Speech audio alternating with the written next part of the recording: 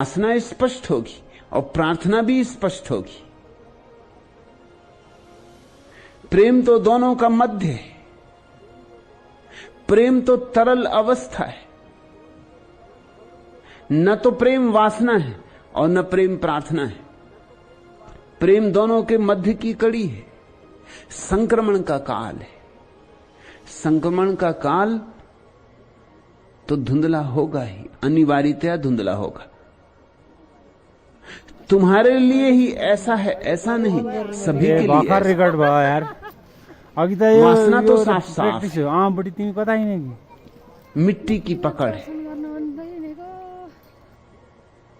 पर के ऊपर सिकंजा है। प्रकृति की दौड़ है, जीव विज्ञान की। जीवन सत्य की खोज।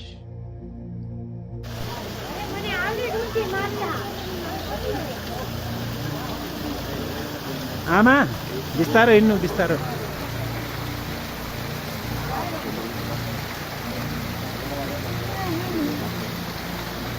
आमा सहस्र धारा नुहाउँदै हुनुहुन्छ, एकदम सहस्र कोटी रोग व्याधि नाश गर्ने गरी।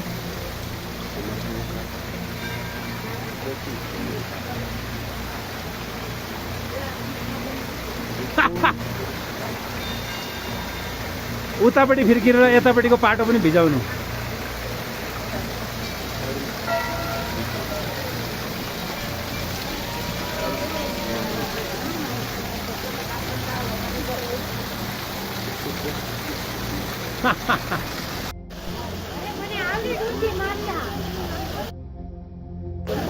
नमस्कार से शुरू होते।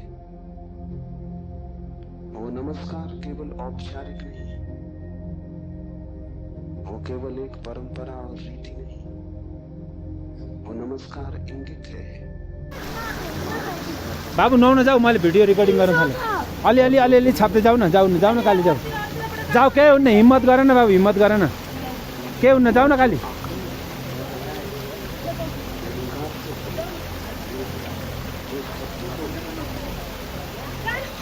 जाऊ, आमा जानुभयो।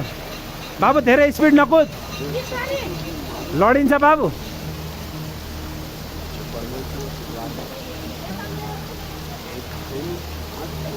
काले भागो कुदेन, धेरै स्पिड कुदो, मानेन।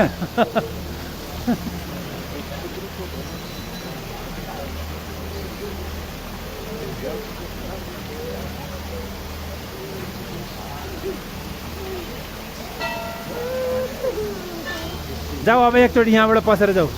यो कट्टु भिजेकै छैन, राम्रोसँग भिजाएर नुहा। जाऊ बाबु, यहाँबाट जाऊ न त। सक्दैछ भने नजा, जा भयो, कपडा नजा, अलिकति पखाल अनि जा।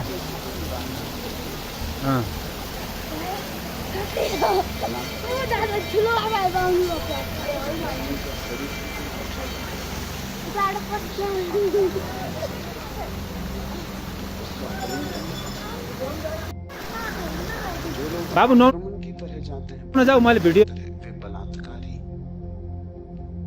वे परमात्मा के शरीर पर भला कब्जा कर ले। इस प्रकृति पर जो दिखाई पड़ती है, जो दृश्य है, उसकी चीरफाड़ कर ले, विश्लेषण कर ले, उसमें राज खोज ले।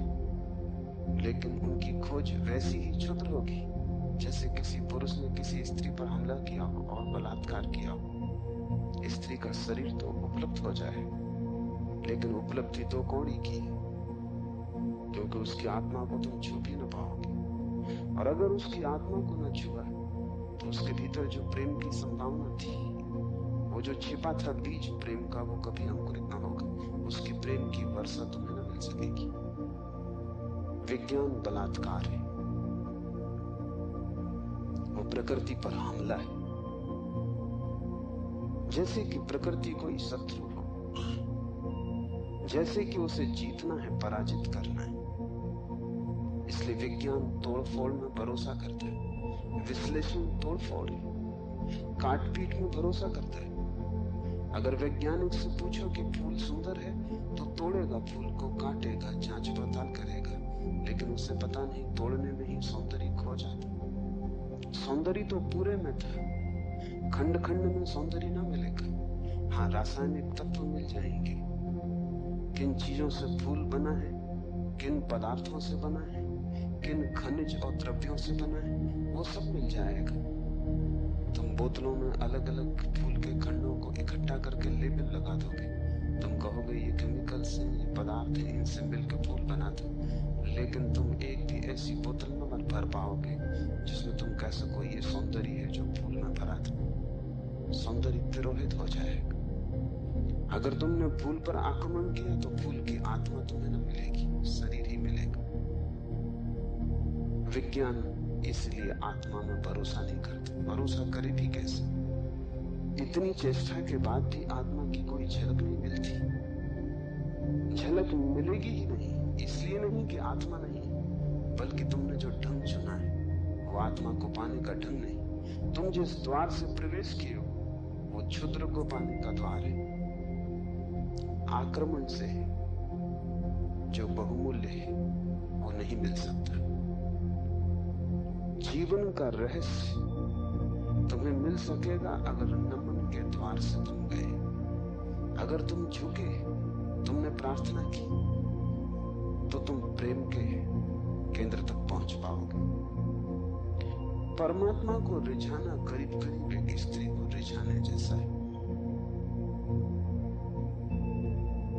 उसके पास अति प्रेमपूर्ण, अति विनम्र, प्रार्थना से भरा हृदय चाहिए। और जल्दी वहां नहीं है। तुमने जल्दी की कि तुम चूके, वहां बड़ा धैर्य चाहिए। तुम्हारी जल्दी और उसका हृदय बंद हो जाए, क्योंकि जल्दी भी आक्रमण की खबर है। इसलिए जो परमात्मा को खोजने चलते हैं उनके जीवन का ढंग दो शब्दों में समाया हुआ है, प्रार्थना और प्रतीक्षा। प्रार्थना से शास्त्र शुरू होते हैं और प्रतीक्षा पर पूरे होते हैं।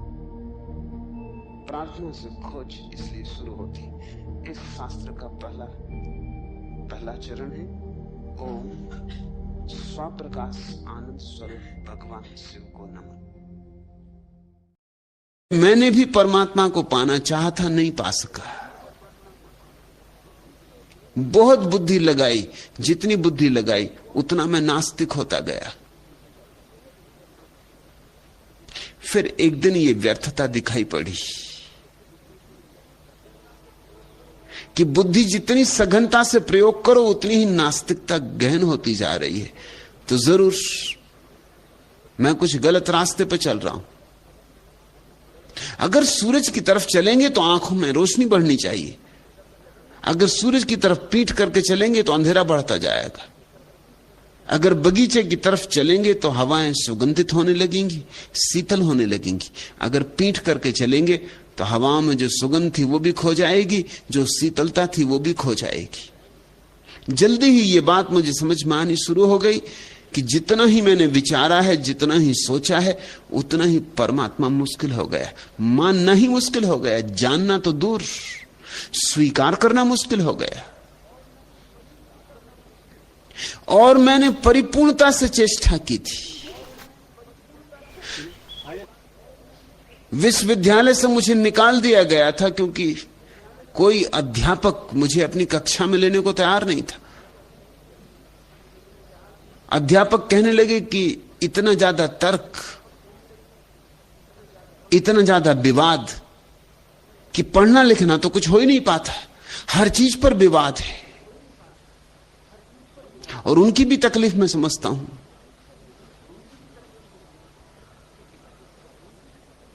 और हर चीज पे विवाद किया जा सकता है,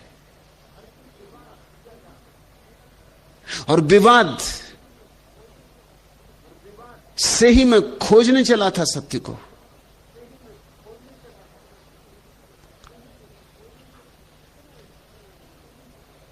जितना जितना मैंने विचार और तर्क से सोचना चाहा उतना ही पाया कि कोई उपाय नहीं। एक नकारात्मकता गहन होती चली गई।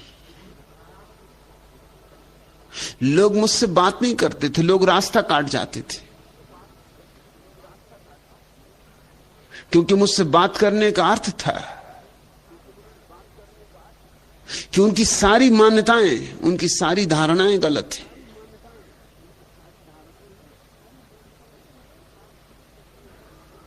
लेकिन एक बात मुझे जल्दी ही समझ में आने लगी कि ईश्वर हो या ना हो, लेकिन ईश्वर को इंकार करके मैं अपने जीवन को पंगु किए ले रहा हूं। मेरा जीवन संकुचित होता जा रहा है। नकार से कोई जी नहीं सकता, इंकार में कैसे जियोगे? नहीं में जगह ही नहीं है जीने लायक। जीवन तो हां में होता है, स्वीकार में होता है। हर चीज को नहीं करते जाओगे तो सिकुड़ते जाओगे। परमात्मा भी नहीं है, आत्मा भी नहीं है, तो फिर बचेगा क्या? जो सबको इंकार करेगा उसको अन्यथा अंततः अपने को भी इंकार करना पड़ेगा। तर्क की वह पराकाष्ठा है। जो तर्क की तलवार से खेलेगा, एक न एक दिन उसे अपनी गर्दन भी काट ही लेनी होगी।